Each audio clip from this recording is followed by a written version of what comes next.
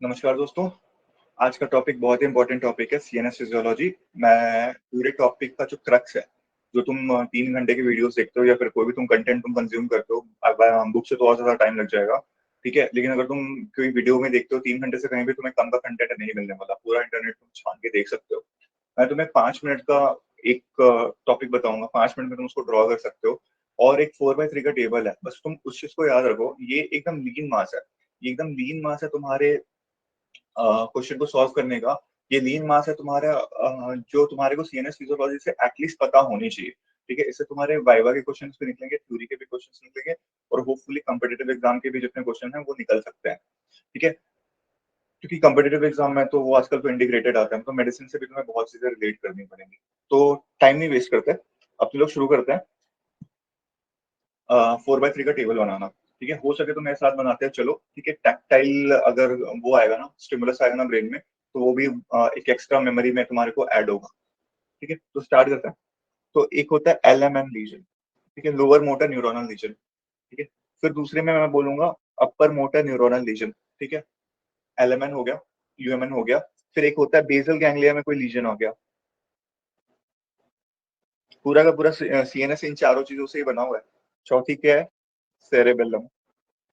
इन सब में कोई ना कोई प्रॉब्लम आ सकता है। इस प्रॉब्लम क्या आ रही है, कैसे आ रही है, ये हम लोग देखेंगे, उसके पैरामीटर्स को देखेंगे, ठीक है? पहले ये समझ लो कि एलिमेंट होता कहाँ पे है, किस कौन सी डिजीज में होता है।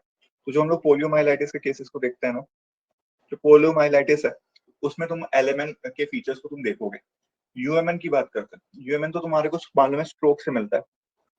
स्ट्रोक हो गया, जिसको दूसरा नाम सेरेब्रोवास्कुलर एक्सीडेंट भी कहते हैं। तो वो उन कंडीशन में भी यूएमएन लीजन को तुम एविडेंट देख सकते हो।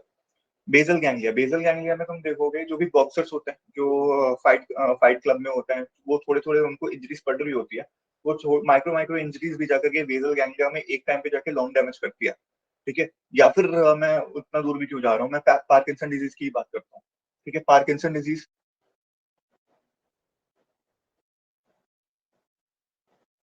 तो पार्किंसन डिजीज की अगर तुम बात करोगे तो उसमें भी बेसल गैंग्लिया का ही इन्वॉल्वमेंट है। बेसल गैंग्लिया के ही लेवल पे कोई ना कोई प्रॉब्लम चल रही है, ठीक है? सेरेबेलम, सेरेबेलम के जो फीचर्स आएंगे, वो कब आते हैं? ज्यादातर आता है एस्ट्रोसाइटोमा में या फिर किसी भी कैंसर में। ट्यूमर्स जो होंगे जो ब्रेन में, ठीक है, वो सेरेबेलम को कंप्रेस करने लग जाएंगे, ठीक है? सेरेबेलम के अंदर कोई लीजन नहीं होता, लेकिन वो कंप्रेस होने लग जाता है with some external agent which is present in the brain, ठीक है? प्रोबेबली ट्यूमर, ठीक है? तो वो सेरेबेलम के सारे फीचर्स को दिखाता है। अब मैं कुछ कुछ पैरामीटर्स लिख रहा हूँ, उन पैरामीटर्स के अंदर ही हमें इन सारे लीजन्स को एक बार इवेल्युएट करके देखना है, ठीक है? सबसे पहला है टोन,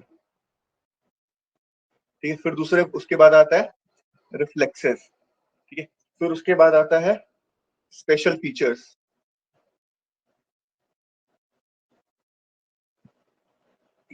टोन की बात करते हैं, जैसे मैं तो हमेशा ऐसे ही याद रखता हूँ, L for lower motor neuronal lesions और एल फॉर लो। हर चीज की लो है, ठीक है? टोन भी लो है, ये टोन लो है। अगर कहीं भी टोन लो तुम्हें दिखाई दे रहा है तो मैं इसको कह सकता हूँ कि वो हो चुका है फ्लैसिड। फ्लैसिड टोन अगर मसला कम हो चुका है, मैं उसको कहूंगा ना फ्लैसिड, ठीक है? फ्लैसिड। और यूएमएन की बात करोगे तो यूएमएन में जो टोन होगा ना वो बढ़ जाएगा, ठीक है? तो यहाँ पे मैं टर्म यूज करूंगा स्पास्टिसिटी, ठीक है? और अगर मैं बेसल गैंग्लिया की बात करूंगा, बेसल गैंग्लिया में टोन के साथ क्या होगा बताओ? टोन बढ़ जाएगा, यस, ठीक है? यहाँ पे भी टोन बढ़ रहा है और यूएमएल में भी टोन बढ़ रहा है, ठीक है? समझने वाली बात ये है कि अगर जो टोन मैं यहाँ पे बढ़ा हुआ बता रहा हूँ और एक जो यहाँ पे मैं बढ़ा हुआ बता रहा हूँ, इस वाले टोन को मैं स्पास्टिसिटी कह रहा हूँ और दूसरे वाले जो टोन जो बेसल गैंग्लिया में, मैं उसको क्या कह रहा हूँ? रिजिडिटी कह रहा हूँ,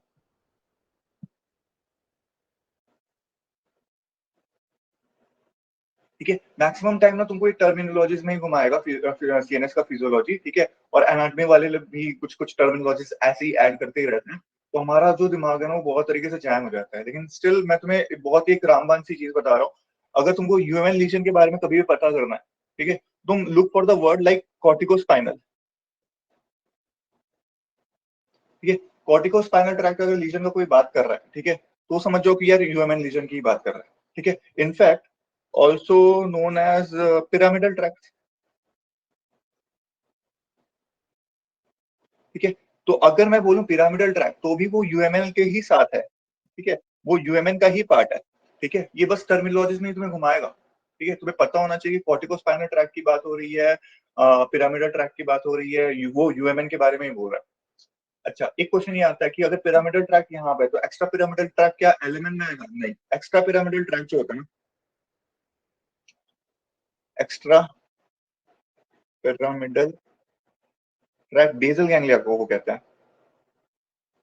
मैं बेसल गैंग्लिया के लीजन के साथ वो कॉरेस्पॉन्ड कर रहा है, ठीक है।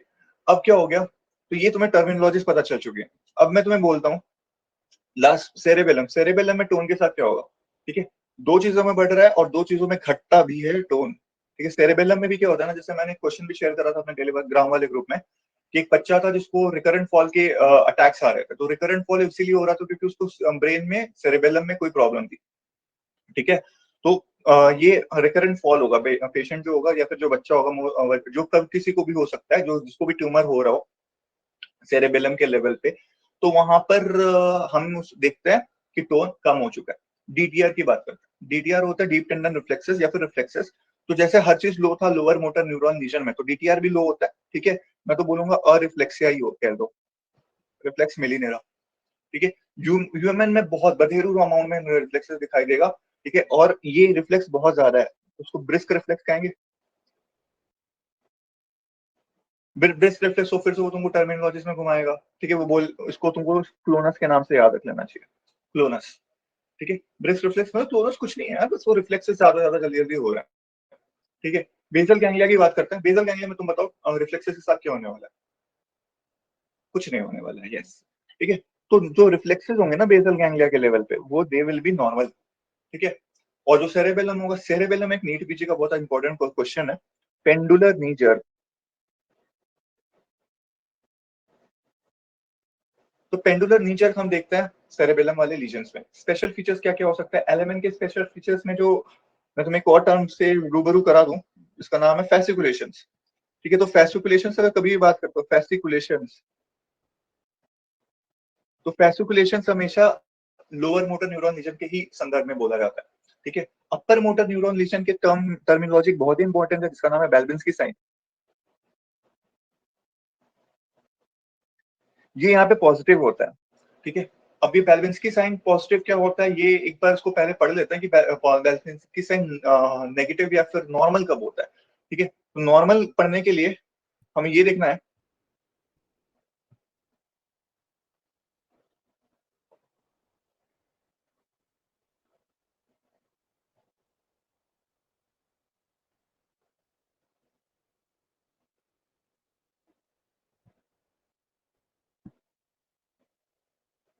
कि नॉर्मल क्या होता है। अगर मैं किसी एक हैमर के पॉइंटेड एंड से यहाँ से मैं स्टिमुलस देना शुरू करूँ, ठीक है।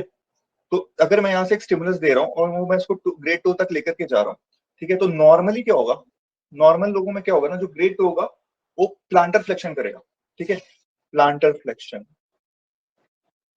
ये एनाटॉमी वाले लोग ऐसा प्लांटर फ्लेक्शन, डोर्सल डोर्सिफ्लेक्शन ऐसे ऐसे टर्म्स यूज करते हैं, ठीक है। लेकिन सिंपल सी अगर बातों में तुम समझो ना, तो ये बेसिकली डाउन जा रहा है, ठीक है।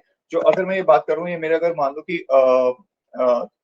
लेग्स के उंगलियां है मेरे, ठीक है। तो अगर मैं अगर बैलेंस की अगर मैं नॉर्मल नॉर्मल लोगों को करूंगा ना, ठीक है, तो ये जो जो अंगूठा है, जो ग्रेड 2 है मेरा, वो नीचे की तरफ आएगा, ठीक है। नीचे की तरफ आएगा, डाउन आएगा, ठीक है। तो मैं बोलूंगा ये नॉर्मल है, ये नॉर्मल प्लांटर फ्लेक्शन है, ठीक है। लेकिन अगर मैं बालबिंस्की की बात करूं, ठीक है, तो बालबिंस्की की अगर मैं बात कर रहा हूँ,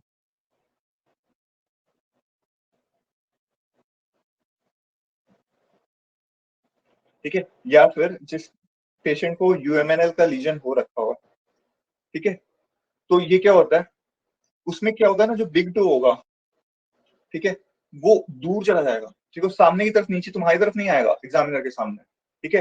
वो जो एक्सटेंशन, ये हो रहा था dorsi plantar flexion, plantar flexion normal था नीचे की तरफ वाला, ठीक है। ये दूर चला जाएगा, पीछे की तरफ चला जाएगा, ठीक है। तो बिग डो टो का गोज अवे,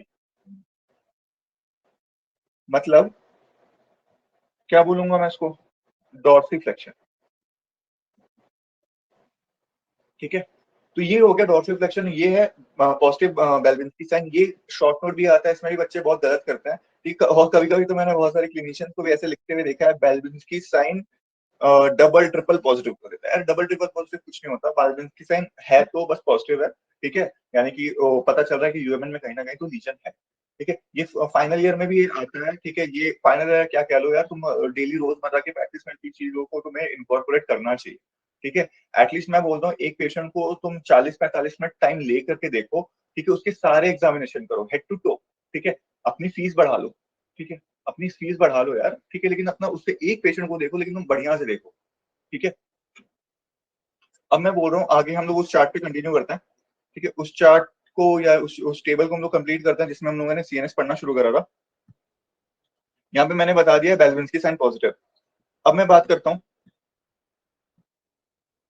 बेसल गैंग्लिया के स्पेशल फीचर्स के बारे में। तो बेसल गैंग्लिया में ना 3 चीजें हैं, ठीक है? एक होती है कोरिया, एक होता है एथेटोसिस। ये एब्नॉर्मल मूवमेंट्स की बात कर रहा हूँ मैं।